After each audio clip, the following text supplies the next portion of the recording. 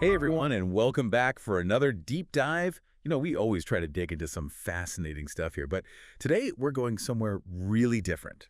We're going to be exploring this book called The Dreamer's Journey, which is all about this guy's experiences with dreams, premonitions, the whole unexplained 9 yards. Sounds pretty out there. Where did he get started with all of this? Well, that's the really interesting part. It actually all started with a cartoon he saw as a kid. A cartoon? Seriously? Yeah, it was an episode of Batman, the animated series called Perchance to Dream.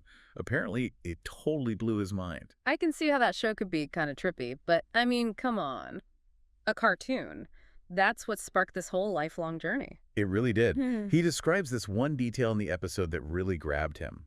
Bruce Wayne is trying to figure out if he's dreaming, and he looks around and realizes he can't read anything. The words are all jumbled Oh, up. wow. That's actually pretty clever, especially Mhm. for a kid's show. It kind of gets at that whole illogical, dreamlike thing, right? Yeah, and the author says that that little detail just stuck with him. He became totally fascinated with dreams and went straight to the library to learn more. I love that. That's awesome. So is that how he got into lucid dreaming? That's exactly it. He started reading up on all these ideas about becoming aware within your dreams. Lucid dreaming is so fascinating. That feeling of realizing you're in a dream and being able to kind of control things. It's wild. I've heard about it, but I've never actually experienced it myself. Yeah. Is it something you can learn to do, or is it just something that happens? Well, the author has a really interesting take on it. He doesn't really try to force lucid dreams or anything. Instead, he focuses on recognizing certain signs or cues while he's dreaming, like little clues that tell him, hey, you're in a dream right now. What kind of signs are we talking about here? Well, he mentions the light switch thing. You know how sometimes in dreams you try to turn on a light and it doesn't work, or he does something weird? That's a classic dream sign. Okay, that's actually kind of creepy now that I think about it. It's like your brain is trying to tell you something's not right. Right. And there are other ones too, like trying to read something and the words keep changing, or looking at a clock and the time makes no sense. Those are all little hints that you might be dreaming. Wow, so if you start paying attention to those things, you could actually become lucid. It's definitely possible. The author emphasizes that everyone's dream language is different, though. What works as a sign for one person might not mean the same thing for someone else. So it's not like there's a universal dream dictionary out there.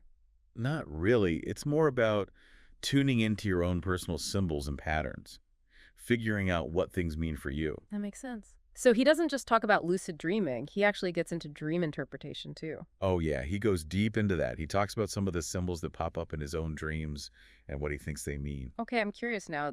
Spill the beans. What kind of symbols is he talking about? Well, for example, he has this whole thing about stairs. For him, running downstairs in a dream means he's trying to avoid something, while running up means he's facing a challenge head on. Interesting. It's like his subconscious is giving him little messages. Right. And he also has this thing about water. Clean water means good luck. Dirty water means bad luck. Hmm. Apparently, he got that interpretation from his mother, and it was like 100% accurate for him until he moved away from home. Wait a minute, a 100% accuracy rate. Maybe there's something to this whole dream interpretation thing after all. It definitely makes you think. But, even if you don't buy into that specific interpretation, it's still interesting to see how our personal beliefs and experiences can shape the way we understand our dreams. Yeah, it's like we're all creating our own dream dictionaries based on our own lives. And that's what I think is so cool about the author's approach. He's not trying to lay down the law about dream interpretation. He's more about encouraging people to explore their own dream world and figure out what it means to them. It's like he's saying the real magic is in the journey of discovery, not necessarily finding all the answers. Exactly. And you know what's even more fascinating?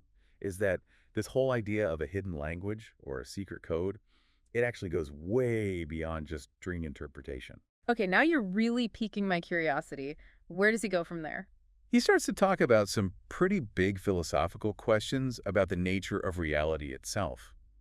Like, what if there's a whole other dimension or level of existence that we're just not equipped to perceive? Whoa, now we're getting into some deep stuff. I know, right? It's Yeah. like he's saying we might be like that fish swimming around completely oblivious to the world outside the water. Okay, that analogy is really sticking with me. It's kind of blowing my mind a little bit. It is pretty mind-blowing. Yeah. But you know what I think is really cool about the author's approach is that he's not saying we have to abandon logic or reason or science. He's just suggesting that maybe we need to be a little more open-minded. So it's not about choosing between science and spirituality or anything like that. No, not at all.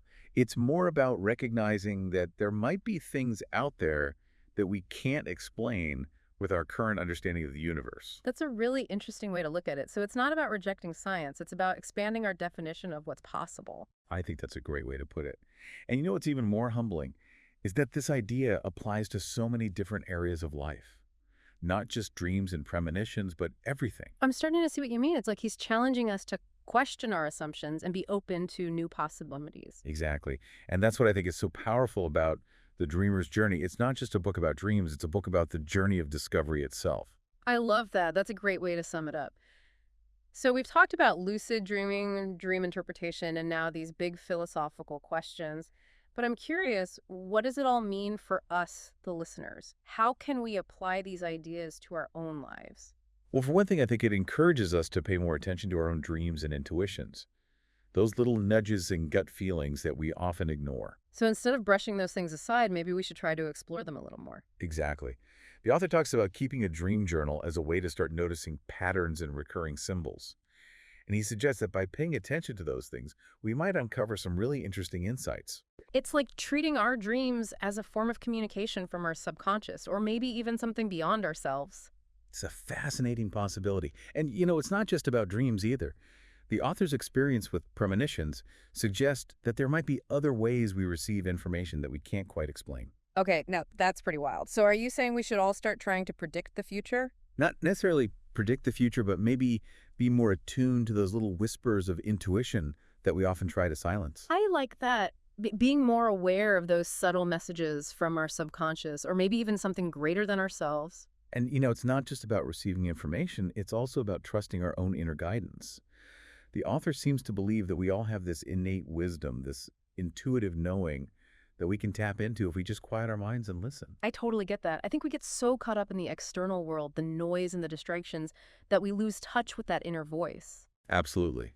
And the author's journey is a powerful reminder to reconnect with that inner knowing, to trust our own experiences, and to be open to the possibility that there might be more to life than meets the eye. It's like he's giving us permission to embrace the mystery, to explore the unknown, and to acknowledge that we don't have all the answers. And I think that's a beautiful way to look at it. It's about embracing the journey of discovery and allowing ourselves to be surprised by what we find along the way.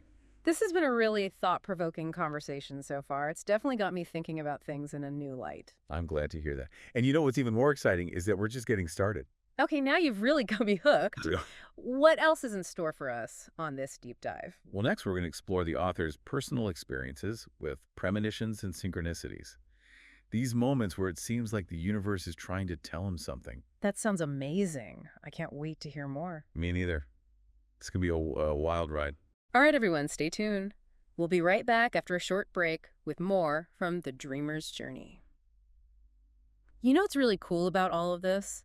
It's like we're talking about a secret code embedded in our own minds. Yeah, a code that could unlock all sorts of hidden insights about ourselves. Maybe even about the universe. Exactly. Yeah. And that idea of a hidden language or code, it runs through this whole book. The author doesn't just stop at dream interpretation. He goes way beyond that.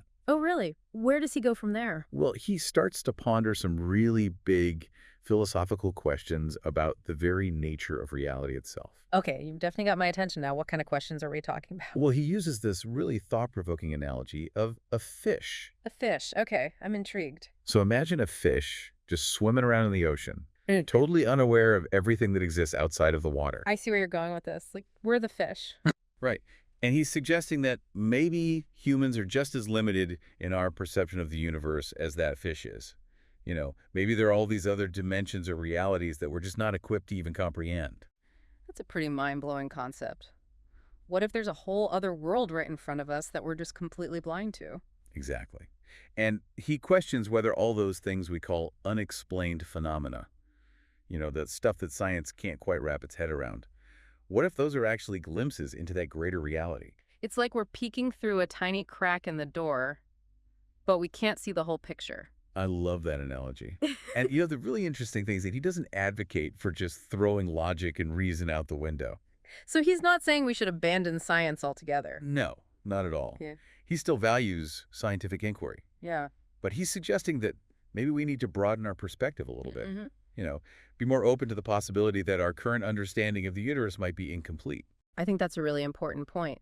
It's not about choosing between science and spirituality or anything like that. It's about recognizing the limitations of our current knowledge and being willing to explore beyond those limitations. So it's more about expanding our definition of what's possible. Exactly. And I think there's real beauty in that, Yeah. you know, acknowledging that there might be things out there that we just don't understand yet. It's a very humbling thought. It is. But it's also really exciting because it means there's so much more to discover. Okay, so we've talked about the author's journey from a childhood cartoon to lucid dreaming, dream interpretation, and now these really profound philosophical questions. But what does it all mean for us, the people listening to this deep dive? Well, for one thing, I think it encourages us to pay more attention to our own intuition. You know, those gut feelings, those moments of insight that we often brush aside. So instead of dismissing those things, maybe we should try to explore them a little bit more. Exactly. He talks about keeping a dream journal as a way to start noticing patterns and recurring symbols. And he suggests that by paying attention to those things, we might uncover some really interesting insights about ourselves. It's like our subconscious is trying to communicate with us through those symbols. Right. And it's not just about dreams either. The author's experiences with premonitions suggest that there might be other ways we receive information or guidance that we don't fully understand. That's pretty wild. Are you saying we should all start trying to predict the future? Not necessarily predict the future, but maybe be more open to those subtle nudges, those flashes of intuition that we often ignore. I like that. Being more aware of those little whispers from our subconscious. Yeah. Or maybe even something greater than ourselves. Exactly. And it's not just about receiving information, it's also about trusting our own inner guidance. Yeah. That sense of knowing that we all have deep down inside. I think we often lose touch with that inner voice. We get so caught up in the noise and distractions of the external world. Absolutely.